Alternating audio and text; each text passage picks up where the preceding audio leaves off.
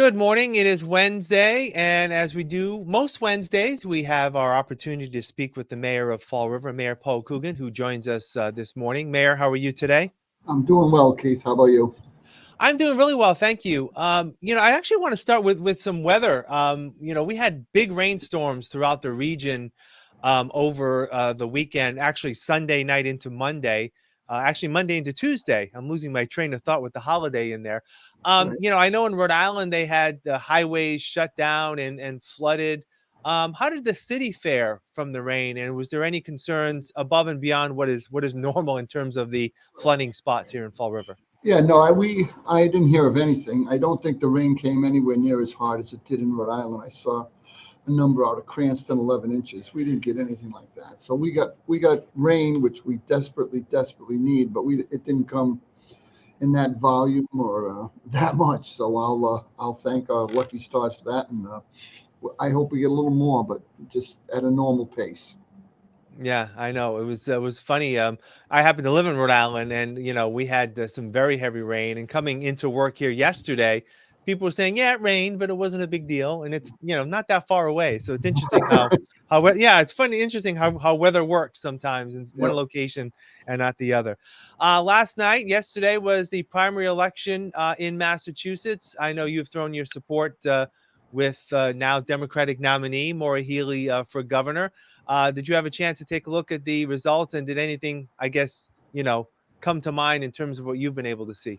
No, again, I was pleased with the three at the top of the ticket: Maura Healey, Kim Driscoll for lieutenant governor, and Andrea Coleman, Andrea Campbell for attorney general. I think those are three good, solid candidates. We're negotiating right now to open up a Democratic headquarters in Fall River, and at the same time, I'm having lunch with Maura tomorrow, so we're going to try to strengthen our bond with the new governor and hope we can get it anywhere near as close as we did with the old one.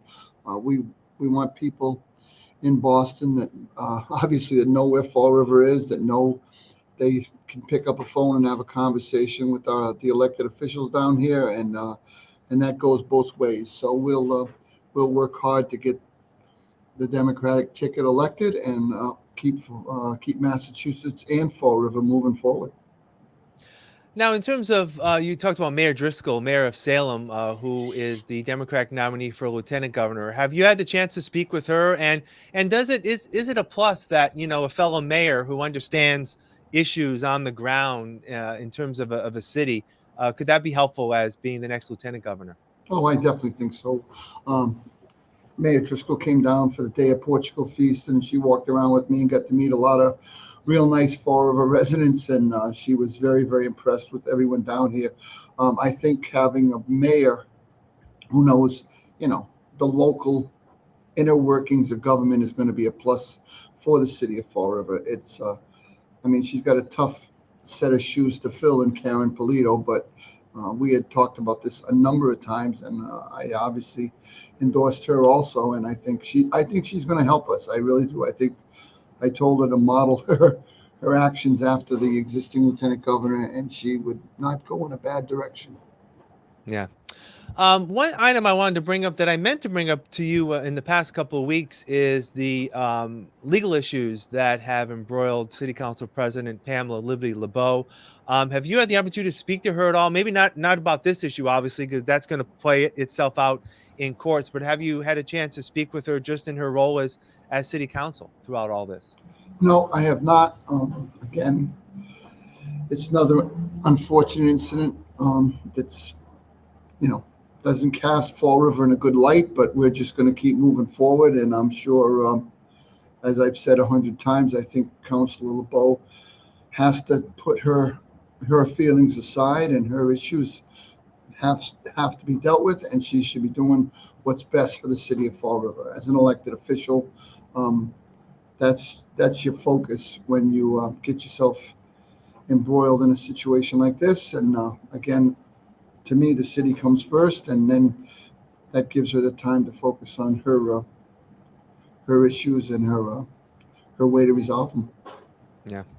Last week when I spoke to you was the first day of school here in Fall River. You said you had visited some schools. How has that been over the past week? And are things somewhat back to normal from what you've seen in terms of, the rigor and the day to day of school here in Fall Yeah, River? I think we had a good opening. I was walking around in Laterno yesterday, seeing some of the classrooms, and it's great to see the kids back.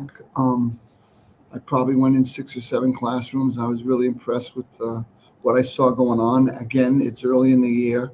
We're still scrambling for registering students. I've heard that maybe I should take a ride up there this morning. The parent center is rocking and rolling with new entries, so they're not going to catch up for a few days.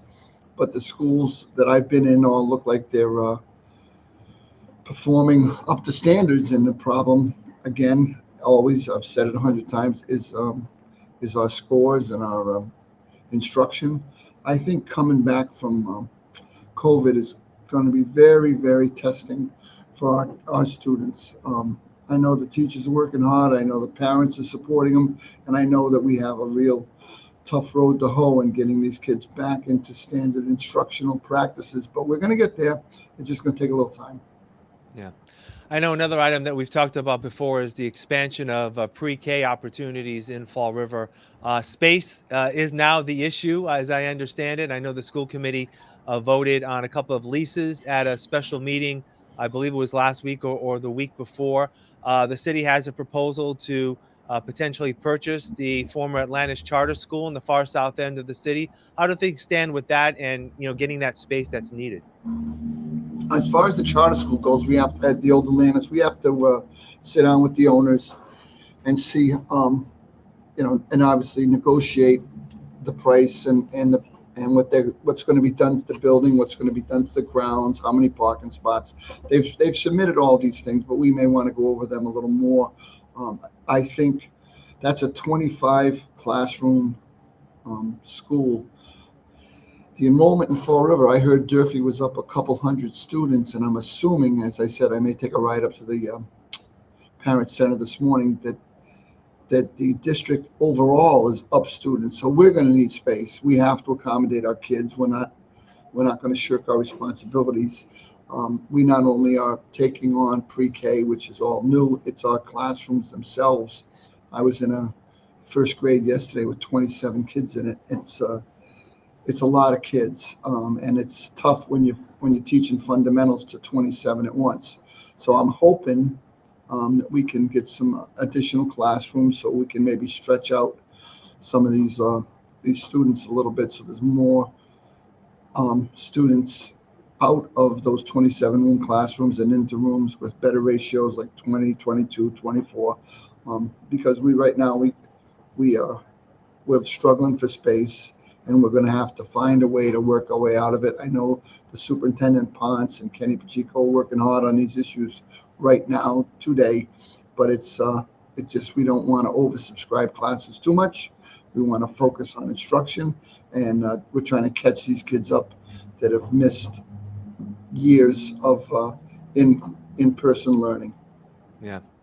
And finally, this week, another activity that actually happened after we spoke last week was the moving ceremony again outside Government Center. It's been a yearly occurrence, celebration and commemorating, actually not celebrating, but commemorating Overdose Awareness Day. A moving presentation again of those who have lost loved ones to addiction. I know you were there as well to share your support, and it's one of those things, Mayor, where we're becoming more and more aware of it, but the problem still persists, and it must be frustrated for those that are in the recovery industry to try to make headway of this. How do you see that? I think it's a ferocious fight. I look at what's going on with the drugs and the hold they have on people.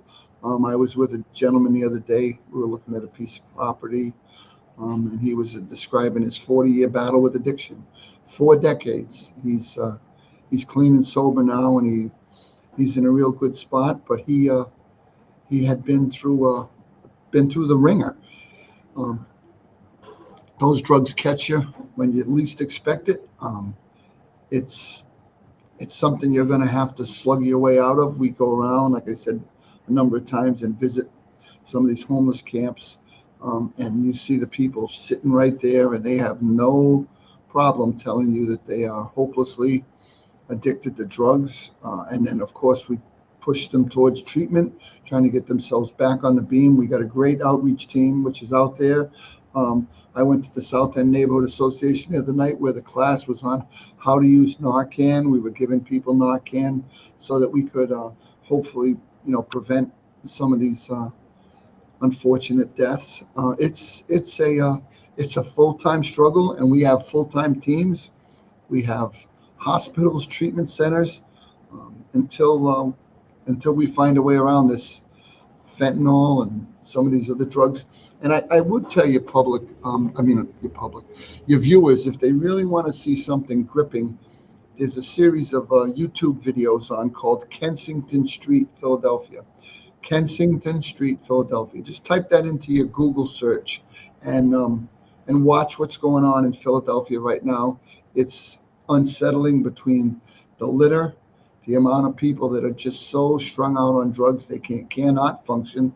They stand there bent over at the waist, and they just stand there as the camera crews come by.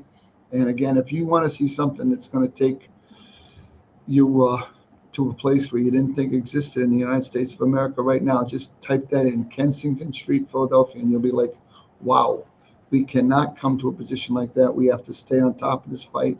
And with God's help, hopefully we'll get through it. Yeah. Very well said. Mayor Coogan, as always, thank you for your time, and we'll talk again next week. Take care. Okay. Thanks, Keith. All right. And thank you for joining us here on FRC Media. As always, I'm Keith Tebow. Have a great week.